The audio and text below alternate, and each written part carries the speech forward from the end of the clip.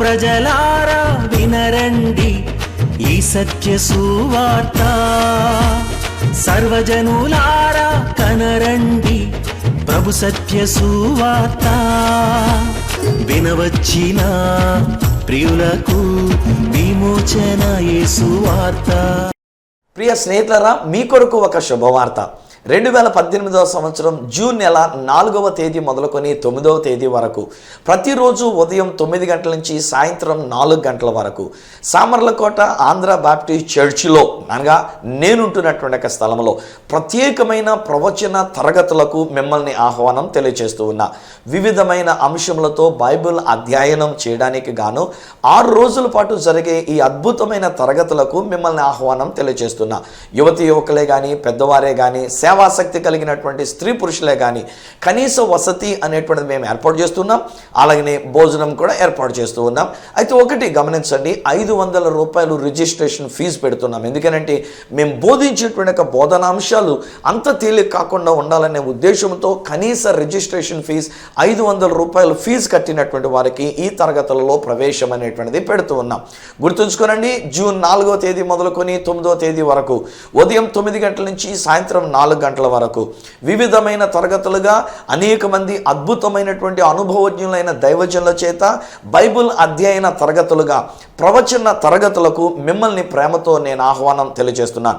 వివరాలకి మమ్మల్ని సంప్రదించవలసిన మా ఫోన్ నెంబర్ 888855276662. ప్రభు అయిన యేసుక్రీస్తు వారి యొక్క నామంలో మిమ్మల్ని అందరినీ ప్రేమతో ఈ సత్య సువార్తని ఈ కార్యక్రమానికి ఆహ్వానాన్ని తెలియజేస్తున్నా. నా ప్రియ స్నేహితులారా, దేవుడు మనలను ఆశీర్వదించిన దేవుడు. It is one thing to be blessed and it is another greatest thing to be a blessing to others. నేను ఎప్పుడు ఎవరిని దీవించినా నేను సాధారణంగా మాట్లాడితే ఏమంటానంటే, మీరు ఆశీర్వదించబడాలి, మీరు ఇతరులకు ఆశీర్వాద కారణంగా ఉండాలి. ఈరోజు ఉదయకాల సమయంలో నా మాటలు వింటున్న ప్రతి కుటుంబం మీరు ఆశీర్వదించబడాలని నేను కోరుకుంటూ ఉన్నా. ప్లస్ మీరు అనేక మందికి దీవెనకరంగా ఉండాలని నేను కోరుకుంటున్నా. తల్లిదండ్రులారా, మీ బిడ్డలకు మీరు దీవెనకరంగా ఉండాలి. అలాగనే ఈ నా మాటలు వినుచున్న బిడ్డలారా, మీ తల్లిదండ్రులకు సమాజానికి మీరు ఒక దీవెనకరంగా ఉండాలి. యవనస్తులారా, మీరు ఒక దీవెనకరంగా ఉండాలి. అందుకనే ఈరోజు నేను ప్రకటన చేస్తున్నటువంటి ఒక ప్రకారంగా రేపటి నుండి జరుగుతున్నటువంటి ఒక అద్భుతమైన తరగతులు అనగా 2018వ సంవత్సరం జూన్ నెల 4వ తారీఖు నుండి 9వ తారీఖు వరకు నేను ఏర్పాటు చేసిన తరగతుల్లో కనుక ఒకవేళ యవన బిడ్డలైనటువంటి మీరు మీ జీవితం ఒక దీవెనకరంగా ఉండాలని కోరుకుంటూనంటే, పెద్దవాళ్ళైనా సరే, యవనస్తులు అంటే కేవలం యవనస్తుల గురించి మాత్రమే నేను మాట్లాడడం లేదు, ఈవెన్ పెద్దవాళ్ళైనటువంటి వారు కూడా మీ జీవితం ఇతరులకు ఆశీర్వాద కారణంగా ఉండాలి అని కనుక మీరు ఆశపడుతున్నట్లయితే నిస్సంకోచంగా రండి. సామర్లకోట ఆంధ్ర బాప్టిస్ట్ చర్చ్లో నేను ఏర్పాటు చేస్తున్నటువంటి ఒక ప్రత్యేకమైనటువంటి ఒక తరగతులకి నేను ప్రేమతో మీకు ఆహ్వానాన్ని తెలియజేస్తూ ఉన్నా. జూన్ 4వ తేదీ నుండి 9వ తేదీ వరకు జరిగేటువంటి ఒక తరగతులకి మీరు వచ్చినట్లయితే మీరు ఇతరులకు దీవెనకరంగా ఉండగలరు అని నేను మీకు తెలియజేసుకుంటూ ఉన్నా. ఈరోజు ఇశ్రాయేలీయుల యొక్క చరిత్రగా కొన్ని మాటలు నేను మీతో పంచుకుంటూ, అబ్రాహామును అలాగే దేవుడు దీవించినాడు. ఇస్సాకు విషయంలో దేవుడు క్రమక్రమంగా ఆశీర్వదిస్తూ వచ్చినాడు. ఇప్పుడు ఇస్సాకుకి 2 కుమారులు పుట్టి ఉన్నారు, యాషావు, యాకోబు అనేటువంటి వారు. ఈ యాషావు అనేటువంటి ఆయన జ్యేష్ఠుడు, కౌల పిల్లలుగా పుట్టారు. బట్ అందులో పెద్దవాడు యాషావుగా పుట్టి ఉన్నాడు. తర్వాత పుట్టాడు యాకోబు అనేటువంటి ఆయన. అప్పటికే మడిమ బయటకు పెట్టినందు చేత వాళ్ళు దానికి తొగరు దారం కట్టి ఉన్నారు. ఆ తర్వాత మళ్ళీ బయటకు వచ్చిన తర్వాత వాడు తర్వాత పుట్టినటువంటి వాడు కనుక చిన్నవాడు అయ్యాడు. కానీ అన్ని విషయాల్లో తనకు పెట్టబడిన పేరు ప్రకారంగా, యాకోబు అనేటువంటి ఒక పేరు ప్రకారంగా మోసాలు చేస్తూ ఆశీర్వాదాలు కొట్టేస్తూ వచ్చినాడు. ఒకనొక సమయంలో యాషావు గారు మంచి ఆకలి కొని అంటే యాకోబు అనంట కలగురగంప కూరలతోటి, మంచి కాయగూరలతోటి ఏదో చక్కని కూర వండుతుంటే గుమ్మగుమ్మలు ఆడుతుంటే ఈయన గారు ఆకలితోటి వచ్చి, ఒరే నాయన తమ్ముడు కొంచెం నాకు అన్నం పెట్టువా, లేకపోతే కొంచెం నాకు ఆహారం ఆకలి కింద తీర్చడానికి పెట్టువా అని చెప్పేసి అంటే, అమ్మ అంత తేలిగ్గా పెడతాను మరి నాకేంటి అన్నట్టుగా అడిగాడు. నీ ఇష్టంరా బాబు, నీకు ఏది కావాలంటే తీసుకుని, నాకు ఆకలి కరకరలు ఆడిపోతుంది ఇప్పుడు, నాకు ఏదోటి కాస్త పెట్టరా బాబు అని చెప్పేసి అంటే, అయితే నీ జ్యేష్ఠత్వం నాకు ఇచ్చేస్తావా అని చెప్పేసి అడిగి జ్యేష్ఠత్వాన్ని తీసేసుకుని. ఇట్స్ మోసం కదా పాపం. ఏదో కాస్త ఆకుకూరలతోటి లేకపోతే కూరగాయలతోటి వండినటువంటి కూర కొంచెం పెట్టి జ్యేష్ఠత్వాన్ని తీసేసుకొని ఇప్పుడు జ్యేష్ఠుడు అనేటువంటిది, అంటే ఆ రోజుల్లో జ్యేష్ఠత్వం వచ్చినప్పుడు జ్యేష్ఠుడికి డబుల్ ఆశీర్వాదాలు వచ్చేటువంటి రీతిగా ఉండడానికి అలా కొట్టేసినట్టు. ఒకరోజు ఇస్సాకు గారు ఆయనకు వయసు పెద్దవాడైనందు చేత కొంచెం కళ్ళు కనబడకుండా ఉండేటువంటి పరిస్థితి వచ్చేసరికి, అలాంటి ఆ వయసులో ఇస్సాకు గారు తన పెద్ద కుమారుని ఎక్కువ ప్రేమించి ఆ పెద్ద కుమారుని దగ్గర పిలిచేట వరే, నాయన నాకు ఏదైనా మంచి ఏటమాసం తీసుకురారా, వేటాడి ఏదైనా మంచి వేటమాసం తీసుకురా, నాకు చాలా ఇష్టం, అందుచేత నేను తిని నిన్ను ఆశీర్వదిస్తాను రా అని చెప్పేసి అని చెప్తాడు. ఆ మాట విన్న తల్లి ఏం చేసిందంటే, ఇప్పుడు చిన్న కొడుక్కి నేర్పిస్తాను, నాయన నువ్వు వెళ్ళి మంచి ఒక మేకపిల్లని తీసుకొని రా, మీ నాయనకి ఇష్టమైన రీతిగా నేను వండి పెడతా, మీ నాయన ఆశీర్వాదాన్ని ఇస్తానంటున్నాడు, నువ్వు ఆశీర్వాదాలను పొందేసుకుందాం అంటే. అప్పటికి అంటాడు, అమ్మ అన్నయ్యకి చూస్తేనే ఒంటి నిండా రోమాలు ఉంటాయి, వెంట్రుకలు ఉంటాయి, నాకేమో అలా వెంట్రుకలు లేకుండా ఉన్నవాడిని కదా, ఒకవేళ తీరా తడిమి కనుక చూసినట్లయితే ఆశీర్వాదానికి బదులు ఏ శాపం పెడతాడో, నాన్న వదిలేవే బాబు అని చెప్పేసానంటే, మళ్ళీ వాళ్ళ అమ్మ అంటే, డోంట్ వరీ రా, నీకు ఎందుకు, నేను చూసుకుంటానుగా, ముందు మేకపిల్లని తీసుకురానంటే ఆ మేకపిల్ల చర్మాన్ని ఒలిచి ఎలా తడుగుతాడో ఏంటో, ఎక్కడెక్కడ ఎలా ఉంటాయో అనేటువంటిది అక్కడంతా కూడా చర్మాన్ని అంటించి వెంట్రుకలు ఉండేటట్టుగా అంతలాగా ఈయనకి చర్మాన్ని అంటిస్తుంది.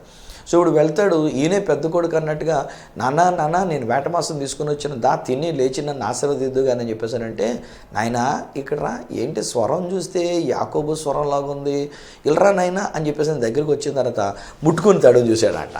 తడువు చూడబోయేసరికల్లా వెంట్రుకలు కనబడుతున్నాయి. అరే, శరీరం తడిని చూస్తేనేమో వెంట్రుకలు ఉన్నాయి కనుక యాషావులాగా ఉన్నాడు, స్వరం చూస్తేనేమో ఈ స్వరం నా పెద్ద కొడుకు యాషావు యొక్క స్వరంలాగా లేదు, ఇది యాకోబు యొక్క స్వరంలాగా ఉంది.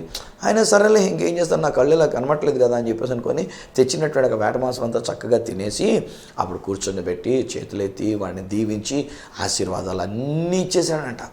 ఇచ్చేసిన తర్వాత ఇలా బయటికి వెళ్ళేసరికి అప్పుడు పాపం వస్తాడు యాషావు, అడవిలోనికి వెళ్ళి ఏదో ఒక వేటమాసం సంపాదించుకొని దానిని తయారు చేయించుకొని దానిని తీసుకొచ్చి, నాయన నీ పెద్ద కుమారుని యాషావుని వచ్చాను, నేను తీసుకొచ్చిన ఏటమాసం తిని నన్ను మరి ఇప్పుడు వచ్చినాడు ఎవడరా, ఆల్రెడీ నేను ఆశీర్వాదాలు ఇచ్చానంటే మీరు అడుగుతాడు, ఒక్క ఆశీర్వాదం అయినా లేదా అని చెప్పేసానంటే, ఉన్నాయి ఆశీర్వాదాలు కానీ శాపాల కింద ఉన్నాయి అవి. సో శాపముల కింద ఉన్నటువంటి మాటలన్నీ పలుకుతాడు యాషావు అనేటువంటి పెద్ద కుమారునికి. సో ఒక మోసపూరితంగా తండ్రి దగ్గర నుంచి ఆశీర్వాదాలన్నీ కొట్టేశాడు యాకోబు అనేటువంటి ఆయన.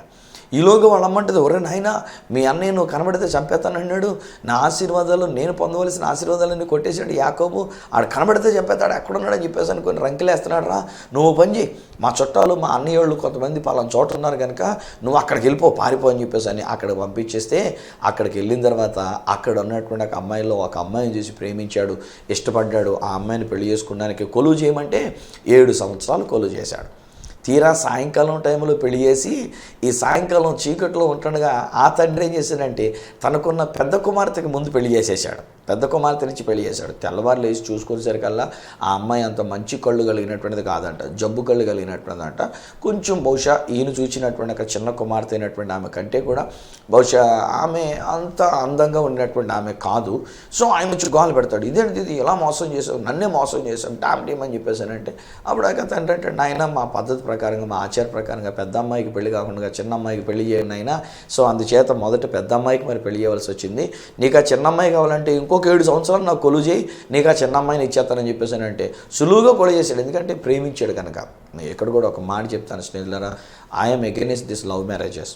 ప్రేమ పెళ్ళిళ్ళు అనేటువంటి దానికి మాత్రం నేను వ్యతిరేకనండి, నేను యాక్సెప్ట్ చేయను. ఒకవేళ మీరు ఇష్టపడితే, ఒకవేళ ఏదైనా అమ్మాయిని చూసి ఈ అమ్మాయి అయితే నాకు జీవిత భాగస్వామిగా బాగుంటుందని మీరు అనుకుంటే, లేక ఆడపిల్లలు ఒకవేళ మీరు ఎవరైనా ఒక అబ్బాయిని చూసుకొని ఈ అబ్బాయి అయితే నా జీవితానికి బాగుంటుందేమో అని మీరు అనుకుంటే, ప్రేమించుకున్నాము లవ్ యూ అని చెప్పేసి అని చెప్పుకోకండి. 143 ఐ లవ్ యూ ఇలాంటి మాటలు అని అనకండి. ఎస్ఎంఎస్లు పెట్టుకొని చాటింగ్లు పెట్టుకొని ఊరికే ఇలాంటివన్నీ చేసుకొని అలాంటివి చేయకండి. దానికి బదులు నేనేమంటానంటే అమ్మ నాన్నలకు చెప్పేసేయండి. నాన్నగారికి చెప్పండి, నాన్నగారు ఇదిగోండి ఇలాగ పలానా అబ్బాయి అయితే నాకు బాగుంటుందేమో అని నేను అనుకుంటున్నా, లేకపోతే అమ్మ పలానా అమ్మాయి అయితే నాకు బాగుంటుందేమో అని నేను అనుకుంటూ ఉన్నా, మీరు వెళ్ళి మాట్లాడండి, మీరు వెళ్ళి చూడండి అని చెప్పేసి అని తల్లిదండ్రులకు చెప్పడం మంచిది. అంతే తప్ప ఇప్పుడు వచ్చే ఈ సినిమాల పుణ్యం అంట మనవాళ్ళు ఎలా ఉన్నారనంటే, వీళ్ళేదో పెద్ద ప్రేమించేసాం అనుకుంటారు. ప్రేమించేసిన తర్వాత ఆ తండ్రి ఏమో విలన్ అయిపోతాడు, లేకపోతే ఆ అమ్మాయి యొక్క అన్నగారులేమో విలన్లు అయిపోతారు. ఇక సినిమాల్లో చూపించినట్టుగా మేము కూడా ఏదో చేసేస్తాం అనుకొని వీళ్ళు బళ్ళు మీద తిరిగేసి బళ్ళు మీద ఏదో తన్నుకుంటూ వెళ్ళిపోయి బళ్ళు మీద కిందడిపోయి ఏమో చేస్తూ ఉంటారు. వద్దు, అలాంటివన్నీ నేను ఇష్టపడను. ఎందుకన్నాను అంటే, మనం ఆలోచన చేసినట్లయితే యాక్చువల్లీ యాకోబు రాహేలుని ప్రేమించాడు. లేయ విషయంలో పెద్ద మనసు పెట్టుకోలే. లేయ పెద్ద అందంగా లేదని అనుకుంటాడు. కానీ ఏం జరిగింది తెలుసండి, లేయ గర్భాన్ని దేవుడు తెరిచాడు. లేయక పిల్లలు పుట్టేస్తూ వచ్చారు. కానీ ప్రేమించిన ఈ రాహేలుకి పిల్లలు పట్టుకుండా అయిపోయారు. రాహేలుకి పిల్లలు లేకుండా అయిపోయారు. చాలా కాలం ఆమెకు పిల్లలు లేరు. ఒకరోజు నేను రాహేలు వచ్చి యాకోబు దగ్గర గొడవ పెడుతున్నాడు, నాకు పిల్లల్ని కనిపెట్టు, నాకు పిల్లలు కావాలి అని చెప్పి నేను పేచి పెడుతుంది. కాలు రట్టుకొని గుంజినట్టుగా ఆయన దగ్గరికి వెళ్ళిపోయి గుర్తు పోసి అట్టదరండి, నాకు పిల్లలు కావాలని చెప్పేసి అంటే ఆయన అంటే నేనేమన్నా దేవుడినా నీకు పిల్లల్ని ఇవ్వడానికి? ఇదే నాదే, దేవుని దగ్గర మొరపెట్టుకో, నన్ను అడుగుతావేంటి అని చెప్పేసి అని యాకోబు అంటాడు. ఈ యాకోబు ద్వారా లేయకి పిల్లలు పుడుతొచ్చారు, ఈమెకి పిల్లలు పుట్టలే. చివరికి ఎట్లా అయితేనే 2 పిల్లలు పుట్టారులేండి. మొట్టమొదటి ఒకడు పుట్టాడు, యోసేపు అయినటువంటి ఆయన. ఆ తర్వాత ఇంకా మార్గమధ్యంలో ఉంటుండగానే ఇంకోటి పుట్టాడు. మళ్ళీ తిరిగి అన్నగారి దగ్గరికి వస్తూ ఉన్నప్పుడు ఇంకొకటి కూడా పుట్టినప్పుడు ఆ పుడుతూ ఉన్నప్పుడు ప్రసవ వేదన తట్టుకోలేక రాహేలు కాస్త చచ్చిపోయింది. అందుకే నేనంట, ప్రేమ పెళ్ళిళ్ళు అంత సఫలంగా అనిపించట్లే. ఒకవేళ ఎక్కడైనా అడపాదడపా ఎవరైనా ఒకవేళ ప్రేమించి పెళ్లి చేసుకున్నటువంటి వాళ్ళు బాగానే ఉంటే ఉండొచ్చునేమో కానండి. బట్ ఈ రోజుల్లో నేను చూస్తున్నటువంటి ప్రకారం ఎలా ఉన్నాయంటే, ప్రేమించిన తర్వాత ఎక్కడికి రమ్మంటే అక్కడికి ఆ అమ్మాయి వచ్చేస్తుంది. ధైర్యం చేసుకొని పెద్ద ఏదో ఘనకార్యం చేసినట్టుగా వాళ్ళ నాన్న కళ్ళు కప్పేసి, వాళ్ళ అమ్మ కళ్ళు కప్పేసి, వాళ్ళ అన్నయ్యల కళ్ళు కప్పేసి ఈయన పిలిచిన చోటుకన్నట్టుగా వచ్చేసి ఆ సినిమాకో, ఆ బీచ్కో, లేకపోతే ఆ లుంబని పార్కులకో, లేకపోతే ఎలాగో ఎక్కడికో అన్నట్టుగా బయలుదేరి వచ్చేస్తుంటుంది. బాగానే ఉంటుంది. ఈలోగా పెళ్లి చేసేసుకుంటారు. పోలీసు వాళ్ళు పర్మిషన్ తోటో పోలీస్ స్టేషన్లోకి వెళ్ళి పెళ్లి చేసేసుకున్నాం. అవసరమైతే తల్లిదండ్రుల మీద మళ్ళీ కేసులు పెట్టేసో, మా తల్లిదండ్రులు మిమ్మల్ని ఏదో బెదిరించేస్తున్నారు, వాళ్ళ వల్ల మాకు థ్రెట్ ఉంది, మా నాన్న మాకు థ్రెట్, మా అమ్మ నాకు థ్రెట్, మా అన్నయ్యలు నాకు థ్రెట్, ఇలాంటి ఏవో పెట్టుకొని మొత్తాన్ని కేసులు పెట్టుకొని పోలీస్ స్టేషన్లో పెళ్లి చేసుకొని బయటికి సంసారానికి వెళ్తారు. ఎంతకాలం? 1 రోజులు లేక 2 నెలలు. వీడిలోగా ఏదో సంపాదించడానికి వెళ్ళాలి కదా. వెళ్ళేసరికి అక్కడికి వచ్చే అనుమానం ఏంటంటే, నేను రమ్మన్న దగ్గరికి ఎంత ఎలాగ బరిదెగించేసి వచ్చేసింది, ఇప్పుడు నేను ఇలా బయటికి వెళ్ళిన తర్వాత ఇది ఎక్కడ ఉంటుందో, ఎక్కడికి వెళ్తుందో, ఇలాంటి అనుమానాలు వస్తాయంటే. అనుమానం అనేదండి భయంకరమైన పెనుబోతమైన బాభయంగాను. ఈ రోజుల్లో సంసార జీవితాలు పాడవడానికి గల కారణం ఈ అనుమానం అనేటువంటిదే. మరి ముఖ్యంగా ఉద్యోగస్తులైనటువంటి వారి యొక్క విషయంలో కూడా నేను వింటున్నాను. ఇప్పుడు ఇలా నేను చెప్పడం వలన ఒకవేళ ఒకడికి ఎవరికైనా అనుమానం రావచ్చునేమో. ఇచ్చేతనంటే నేను లేనిపోయిన ఇలాంటి ఆలోచనలు ఒకవేళ పుట్టించిన వాడిని అవుతానేమో, అది దూరమగును కాక. బట్ నేను చెప్తున్నటువంటి మాట విషయం ఏంటంటే, మనకు అనుమానాలు ఉండకూడదు, మనం మంచిగా ఉండాలి అనేటువంటి ఉద్దేశంతో నేను చెప్తున్నాను తప్ప అనుమానం పెట్టుకోవడానికి నేను చెప్పట్లే. తీరా బయటకు వెళ్ళిన తర్వాత వీళ్ళు ఉద్యోగం కొరకు అన్నట్టుగా వెళ్ళిన తర్వాత వీళ్ళేమనుకుంటారంటే, ఈ అమ్మాయి ఎక్కడ ఉంటుందో. ఈలోగా ఒకవేళ ఇంటికి ఫోన్ చేస్తాడు. ఫోన్ చేసరికి ఆ ఫోన్ కాస్త బిజీ వస్తుంది. ఈ ఫోన్ బిజీ వచ్చేసరికి వీడు ఏమనుకుంటాడంటే, ఎవరితో మాట్లాడుతుందో, ఎవరికి ఒకవేళ చాటింగ్ చేస్తుందో, ఎవరికి ఏం చేస్తుందో. ఈ మధ్యలో అండి కొంతమంది నేను గమనిస్తూ ఉన్నా, ఎలా ఉన్నారంటే, మన వాళ్ళ భార్యలకి వాళ్ళు ఫోన్లు ఇస్తూ ఉన్నారు. ఇదిగో నీ కొత్తగా ఫోన్ తీసుకొచ్చి పెట్టారని చెప్పేసి అని. తీరా ఇచ్చిన తర్వాత వాళ్ళు ఏం చేస్తారంటే, దానిలో ఒక ఆప్షన్ రికార్డెడ్ ఆప్షన్ అనేటువంటి పెట్టేస్తారు. ఈలోగా ఇంటికి వచ్చిన తర్వాత భార్య పడుకున్న తర్వాత ఇప్పుడు మళ్ళీ దాన్ని ఓపెన్ చేసుకొని ఆ రికార్డెడ్ మెసేజ్లన్నీ లేక రికార్డెడ్ వాయిస్లన్నీ కూడా వింటూ ఎవరితో మాట్లాడుతుందో, లేక ఎవరితో చాటింగ్ చేస్తుందో, ఎవరితో ఏ విధంగా చేస్తుందో అనేటువంటి రీతిగా భయంకరమైన బాబాయ్గాను. ఇవన్నీ ఎందుకో తెలుసా?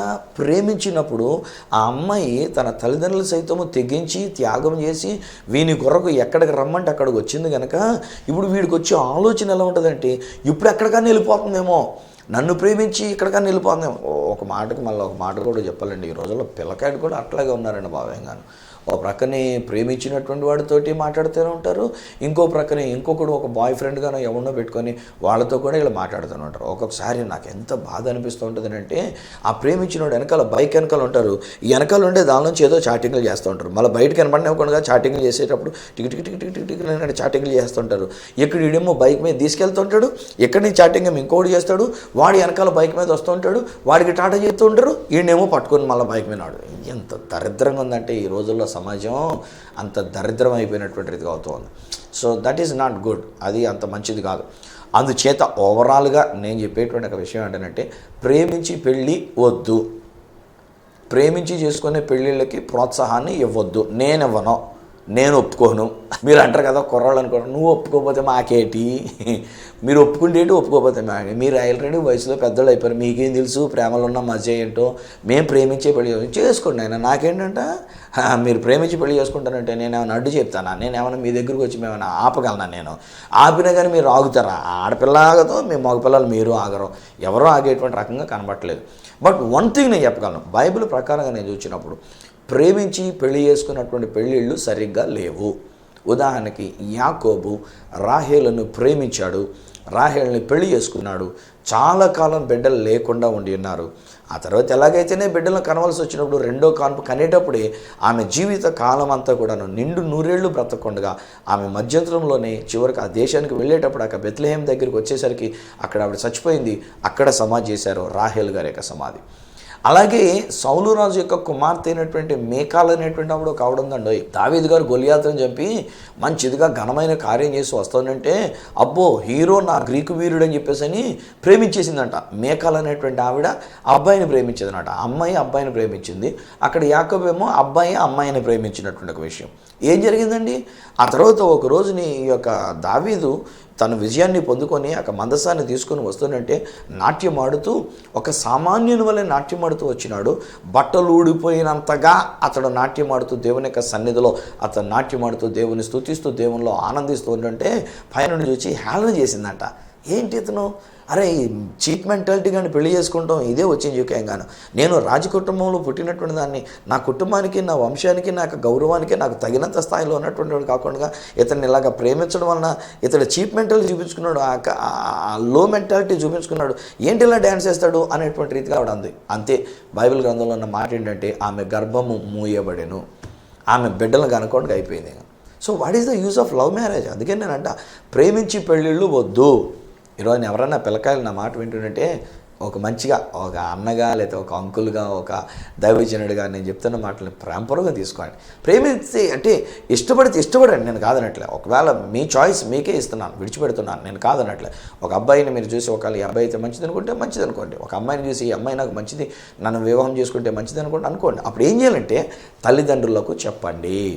అప్పుడు తల్లిదండ్రులు కూడా ఏం చేయాలంటే మనం భీష్మించుకొని తాత్యారా నువ్వు దాన్ని ప్రేమిస్తూ ఉంటారా, తాత్యారా దాంతో పెళ్లి చేయడం కుదరలేదు, నువ్వు ఆ అబ్బాయిని పెళ్లి చేసుకోవడానికి వీల్లేదు, వాడెక్కడ మనం ఎక్కడ వాడెక్కడ డామ్ డీమ్ టపాకా అని చెప్పి పిల్లను కొట్టేసి వీళ్ళని బంధించేసి వీళ్ళకి చీకళ్ళు పెట్టేసి ఏదో రకం చేయటం ఇది కూడా వద్దు. మనం ఏం చేయాలంటే పిల్లలు ఒకవేళ ఏదైనా చాయిస్ అడిగితే వెళదాము, ఆ పిల్లవాడు లేక ఆ పిల్ల మన అబ్బాయికి లేక మన అమ్మాయికి సరైనటువంటి జోడియో కాదో మన దగ్గరికి వెళ్ళి తెలుసుకుందాం. అవసరమైతే ఆ తల్లిదండ్రులతో మనం మాట్లాడదాం, వాళ్ళతో మాట్లాడి మనం తగ్గించుకుందాం. వాళ్ళు ఇష్టపడ్డారు కనుక వాళ్ళు కూడా ఇద్దరు ఇష్టపడితే కనుక వారికి వివాహం చేయడానికి కులం గురించి ఆలోచన చేయొద్దు, స్టేటస్ గురించి ఆలోచన చేయొద్దు, వాళ్ళ యొక్క ఫైనాన్షియల్ విషయాల గురించి ఆలోచన చేయొద్దు. కానీ వాళ్ళు ఇష్టపడి వాళ్ళు ఒకరికొకరు మంచిగా జీవితాన్ని సాధించగలరని వాళ్ళు అనుకుని తల్లిదండ్రులమైనటువంటి మనల్ని నమ్మి మనతో చెప్పి ఉన్నారు కనుక మనం ఏం చేయాలంటే వాళ్ళిద్దరి గురించి మనం మాట్లాడుకొని వివాహం చేయడం మంచిది. సో ఇక్కడ యాకోబు ఏం చేశాడు అంటే వెళ్ళాడు, ఆ అంకుల్ వాళ్ళ ఇంటికి వెళ్ళాడు, ఆ కొలువు చేశాడు, లేయాని ముందు పెళ్లి చేసుకున్నాడు, ఆమెకి పిల్లలు పుడుతూ వచ్చారు, ఇంకొక 7 సంవత్సరాలు కొలువు చేశాడు, ప్రేమించిన రాహేల్ని పెళ్లి చేసుకున్నాడు, ఇంకొక 7 సంవత్సరాలు కొలువు చేశాడు. ఈలోగా వాళ్ళ మామగారి యొక్క ఆస్తిని అంతటిని కూడా లేక పశువులైనటువంటి వాటిని ఈయనకి రావాల్సినటువంటి రీతిగా కొలువు చేసిన దానికి వచ్చేటువంటి విధంగా ఒక ప్రత్యేకమైన రీతిలో ఒక ఈ పొలాలు కలిగినటువంటివి ఏవో మొత్తాలుగా చూపించి సోవాలు చూపించి అలాంటివి ఈనేటట్టుగా చేసి వాటిలన్నింటినీ తనకు సొంతం చేసుకుని మామగారి దగ్గర కూడా మోసం చేసి బాగా ఆస్తిని సంపాదించుకొని ఆశీర్వదించబడి ఉన్నాడు. ఇవన్నీ కలిగిన తర్వాత ఇంకొక రోజుని దేవుడు తెలియజేసిన ప్రకారంగా వాడు మామగారి ఇంటి దగ్గర నుంచి బయలుదేరి వెళ్తూ ఉంటాడు. అయ్యా మా ఇంటికి వెళ్తే నీకు నేను మీ 2 కుమార్తెలను వివాహం చేసుకున్నాను కదా, ఇదిగో ఇప్పుడు నాకు పిల్లలు ఎంతమంది పుట్టారు కదా, నా సంతానం నా ఆస్తి ఎంతవరకు వచ్చింది కదా, ఇక చాలు, మళ్ళీ మీకు కనుగొట్టినట్టుంది, మీకు కొంచెం చూపులు తగ్గిపోయినట్టు ఉంది, మామగారు అల్లుడిని చూడడం అనేటువంటిది కొంచెం తేడా పలుకుతుంది కనుక ఇక నేను వెళ్తానండి అని చెప్పేసి అని మామగారి దగ్గర సెలవు తీసుకొని బయలుదేరి వెళ్తున్నాడు. ఇక్కడ కూడా ఒక మాట చెప్తానండి, మామగారులు అల్లుడు గారిని చక్కగా చూసుకుందాం అండ్ మన కొడుకుని చూచినటువంటి దాని కంటే అధికంగా మనం అల్లుడు గారిని చూసుకొని ఉంటాం, అది దీవెనకరం. సో ఒక అల్లుడిగా మన ఇంట్లో ఉన్నప్పుడు చిన్నచూపు చూడొద్దు. మొట్టమొదట్లో పెళ్ళైన కొత్తలోనైతే అల్లుడిని బాగా చూసుకొని ఆ తర్వాత కొంతకాలానికి అల్లుడు వచ్చేటంటే పట్టించుకోకుండా చూసుకోకుండా గౌరవం ఇవ్వకుండా మర్యాద లేకుండా ఏసడింపుగా లేకపోతే చికాకులుగా ఇలాంటిది పెట్టుకోవద్దు. వాళ్ళు కూడా మన కుమారుడే, సన్ ఇన్ లా. నిజం చెప్పాలంటే మామూలుగా పుట్టిన కుమారుడు కంటే, భౌతికంగా మనకి బయోలాజికల్గా పుట్టినటువంటి ఒక కుమారుడు కంటే చట్ట ప్రకారంగా మన ఇంట్లోకి వచ్చినటువంటి ఒక కుమారుడు కనుక ఆ కుమారుడిని ప్రేమగా చూసుకోండి మాంగారులు. అలానే అల్లుడు గారు మీ మాంగారు సరిగ్గా చూడలేదని నిందేయకండి. బహుశా ఒకవేళ కాలం అయింది కనుక వాళ్ళు పెద్దవాళ్ళు అవుతూ వచ్చినారు కనుక మొట్టమొదటిలో చూసినటువంటి ఒక చూపులు లేనంత మాత్రాన్ని, అదిగో మా మాంగారు నన్ను చిన్న చూపు చూస్తున్నాడు, మా మాంగారు నన్ను పట్టించుకోవట్లేదు, ఏమాయి వచ్చేసి మన ఇద్దరు వెళ్ళిపోదాం, బయటికి వెళ్ళిపోదాం, మీ నాన్న విడిచిపెట్టి, మీ అమ్మని విడిచిపెట్టి, మీ ఇంటికాడ ఉండొద్దు, నువ్వు నాతో వస్తావా రావా, లేదంటే మీ నాన్న దగ్గర ఉండిపోతావా, నన్ను వదిలేసి ఏకైతాను, నిన్ను వదిలేస్తాను నేను, ఇలాంటి మాటలు అనొద్దు. అల్లుడు గారు మీకు నేను చెప్తున్నాను, మామయ్య గారిని ఒక తండ్రిలాగా చూసుకోండి. ఫాదర్ ఇన్ లా కదా, ఫాదర్ ఇన్ లా, చట్ట ప్రకారంగా ఆయనే మీకు తండ్రి. ఒకవేళ మీ నాన్నగారిని మీరు ఎంతలా చూసుకున్నారో అంతకంటే అధికంగా మామగారిని మనం చూసుకోవాల్సినటువంటి ఒక బాధ్యత మీ మీద ఉందని ఈ సమయంలో అది కూడా నేను మీకు తెలియచేసుకుంటూ ఉన్నా. వీళ్ళు ఇలాగున్న బయలుదేరి వస్తున్నటువంటి ఒక యాకోబు గారు కొంచెం దూరం వచ్చిన తర్వాత ఆయనకు ఆలోచన వచ్చింది, వామ్మో మా అన్నయ్య వస్తున్నాడు, ఇప్పుడు మా అన్నయ్య నా మీద కారాల మిరియాలు నూరాడు, నా మీద కోపం తెచ్చుకున్నాడు, కనబడితే చంపేస్తాను నరికేస్తానని చెప్పేసి అని ఇలాంటి మాటలు ఉపయోగించాడు. ఈ 20 సంవత్సరాలు 21 సంవత్సరాలు దాటిపోయింది, ఇప్పుడు ఒకవేళ ఇంకా అదే గనక మనసులో పెట్టుకుంటే చంపేస్తాడేమో అని ఆలోచన కలిగినటువంటి ఒక యాకోబు ఏం చేస్తున్నాడనంటే తన ఆస్తినంతటినీ 2 భాగాలు చేశాడు. మొట్టమొదట తన యొక్క కాపర్లు, తన యొక్క పశువుల కాపర్లు, లేక తనకున్న పశువుల మందలు ఇవన్నీ కూడా ముందు ఒక బ్యాచ్ చేశాడు. వాటిని ముందుగా వెళ్ళండి అన్నాడు. కొంచెం వెనకగా తన 2 భార్యల్ని, తన యొక్క పిల్లల్ని, ఇంకా బాగా కిందగా దగ్గరుండినటువంటి వాళ్ళందరినీ ఇంకొక బ్యాచ్ చేశాడు. ఏమంటాడంటే, నా అన్నగారు ఎదురైతే కనుక ఇవన్నీ నా అన్నగారికి బహుమతిగా ఇచ్చేసేయండి. అక్కడికి తృప్తి చెందలేదు, నా భార్యలను 2 ఇచ్చేసేయండి, నా పిల్లలను కూడా ఇచ్చేసాడు, మొత్తం అన్నీ ఇచ్చేసాడు అని చెప్పి బైబిల్లో వ్రాయబడిన మాట ఏముందనంటే, యాకోబు ఒక్కడు మిగిలిపోయాను, యాకోబు ఒక్కడు మిగిలిపోయాను. అప్పుడు ఆ రాత్రికాల సమయంలో వెళ్ళేటప్పుడు ఎక్కడైతే దేవుడు వాగ్దానం చేసి నువ్వు వెళ్ళు ప్రతి చోట నేను నీకు తోడై ఉంటా, మరలా ఈ దేశాన్ని తీసుకుని వచ్చేటంత వరకు నేను విడిచిపెట్టను, నిన్ను ఆశీర్వదిస్తానని వాగ్దానం చేసి మాట్లాడి ఉన్నాడు. అక్కడ ఆ రాత్రి ఒక నరుని రూపంలో దేవుడు అక్కడికి దిగి వచ్చినాడు. వాస్తవానికి నేను అంటాను, ఈ యాకోబుని ఆశీర్వదించడానికే అక్కడికి వచ్చినాడు. యాకోబు తొడగూటిని కొట్టడానికి కాదు, యాకోబుని దెబ్బ కొట్టడానికి కాదు, లేక యాకోబుని చంపేయడానికి కాదు, యాకోబు యొక్క జీవితంలో మరేదో కాదు, ఒంటరి తరముగా విడవబడినటువంటి పరిస్థితుల్లో దేవుడు యాకోబుని ఆశీర్వదించడానికి. ఫ్రెండ్స్, నేను ఒక మాట చెప్పిన, sometimes when God wants to bless us, he will make us all alone. దేవుడు మనల్ని దీవించాలనుకున్నప్పుడు మనము మోసం చేసి సంపాదించుకున్నటువంటి ఆ ఆశీర్వాదాలన్నీ పక్కకి వెళ్ళిపెట్టేట్టు చేస్తాడండి. ఏది కనబడదండి, ఏమీ మనకు ఎదురుకుండా ఉండదండి. అన్నీ మనకు మనమే పంపేసుకున్నామో లేకపోతే దేవుడే ఏర్పాటు చేస్తున్నాడో ఏ విధంగా జరిగిందో కానీ మొత్తానికి మనకు జీవితంలో అవన్నీ పక్కకి వెళ్ళిపోయేటట్టు చేస్తాడండి. అప్పుడు దేవుడు వస్తాడు మనల్ని దీవించడానికి. హల్లెలూయా. ఈరోజు అనుకోండి, నేను చెప్తున్న స్నేహితులారా, ఈ సత్య సువార్తని ఈ కార్యక్రమం ద్వారా దేవుడు మన దగ్గరికి వచ్చినాడు, మన ఇంటిలోనికి వచ్చినాడు, మీకు దగ్గరగా వచ్చినాడు. మీ దగ్గరికే మీ గురించే నేను మాట్లాడుతున్నా. బహుశా అన్నీ దూరం చేసుకున్నారు కాదు, ఏది మీ దగ్గర లేకుండా అయిపోయింది కాదు, ఎవరు మీ దగ్గర లేరన్నట్టుగా అయిపోయింది కాదు. మీ జీవితంలోని కలవరపడకండి. ఈరోజు నేను చెప్తున్న అంశం ఏంటంటే, దేవుడు మిమ్మల్ని ఆశీర్వదించడానికి మీ దగ్గరకు వచ్చినాడు. బట్ యాకోబు ఏం చేస్తున్నాడు? ఇవన్నీ విడిచిపెట్టేశాడు. అన్యాయంగా మోసపూర్వకంగా సంపాదించినటువంటి ఏహలోక ఆశీర్వాదాలు అన్నీ ముందుకు పంపేశాడు. ఇక తన దగ్గర మోసంతో చేసిన దీవెనలు ఏమీ లేవు, ఒక్కడే ఉండి ఉన్నాడు. ఇప్పుడు ఆ నరుని పట్టుకొని పెనుగులాడుతున్నాడు, విడిచిపెట్టట్లే. ఏమంటాడంటే, తెల్లవారిపోందరా బాబు, నన్ను విడిచిపెట్టాడు, నేను విడిచిపెట్టను, నీవు నన్ను ఆశీర్వదించితేనే కానీ నేను నిన్ను విడిచిపెట్టను. అబ్బా, ఏం పట్టుదలండి నిజంగాను. అందుకనే ఆయనకున్నటువంటి ఒక పెనుయలో ఒక మంచి అద్భుతమైనటువంటి ఒక పట్టుదల అక్కడ కలిగినటువంటి ఒక విషయం. దేవునితో పెనుగులాడుతూ ఉంటాడు, దేవునితో పోరాడుతూ ఉంటాడు. నీవు నన్ను ఆశీర్వదించితేనే కానీ. నేను అనుకుంటా, ఇంకేం దీవులు కావాలనైనా నీకు? 2 భార్యలు సంపాదించుకున్నావు, ఒక ఆమెను ప్రేమించావు, ఈలోగా ఇంకొక ఆమెను కూడా పెళ్లి చేశాడు వాళ్ళ నాన్నగారు. సో 2 భార్యలు ఉన్నారు, ఎంతమంది పిల్లలు ఆల్రెడీ సంతానం పుట్టి ఉన్నారు, నీకు ఇన్ని పశువులు కలిగి ఉన్నావు, ఎంతమంది కాపర్లు కలిగి ఉన్నారు, ఇంతగా నువ్వు దీవించబడ్డా, ఇంకేం దీవెన రా నీకు కావాల్సింది నాయన అని చెప్పేసి అని ఒకవేళ దేవుడు అడుగుతున్నట్టే ఈయనట, నీవు నన్ను ఆశీర్వదించితేనే కానీ. అప్పుడు దేవుడు తన నుండి ఒక ఒప్పుకోలు కొరకు దేవుడు అడుగుతాడు, నీ పేరేం పేరు? అప్పుడు ఈయన తను ఇస్తున్నటువంటి ఒక పేరు యాకోబు అని చెప్పి ఉన్నాడు. యాకోబు అనే మాటకు మోసగాడు అని అర్థం. ఈ రోజునండి స్నేహితులారా, యాకోబు మోసగాడు అని చెప్పేసి నేను అనలేను, ఒక స్టేట్మెంట్ నేను చేయలేను.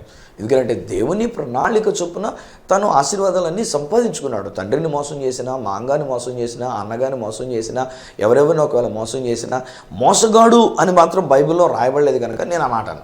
యాకోబు అనే పేరుకి అర్థం మోసగాడని అర్థం.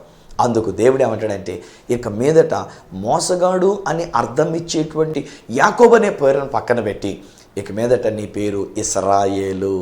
దేవునితో పెనుగులాడి మరి నువ్వు విజయాన్ని పొందుకున్నావు గనక నీ పేరు ఇశ్రాయేలు అని చెప్పేసి అంటున్నాడు. అక్కడ అతనిని ఆశీర్వదించాను. నా ప్రియ స్నేహితులారా, ఈరోజున దేవుడు మిమ్మల్ని ఆశీర్వదిస్తున్నాడు. నేను ఇశ్రాయేలీయుల యొక్క చరిత్ర కొరకు ఎంత ముందటి విషయాలన్నీ తీసుకుని వచ్చి నేను మీతో పంచుకుంటూ వచ్చినాను.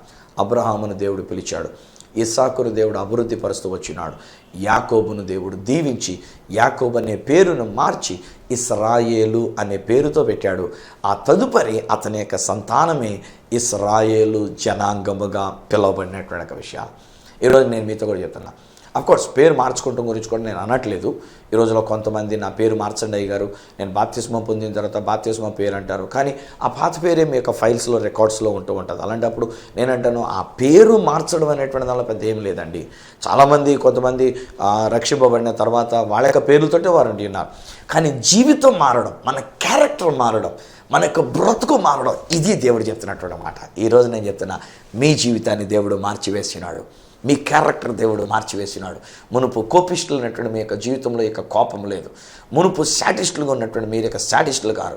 మునుపు మీరు శాపాలు పెట్టేటువంటి వారి యొక్క శాపాలు పెట్టేటువంటి వారు కారు.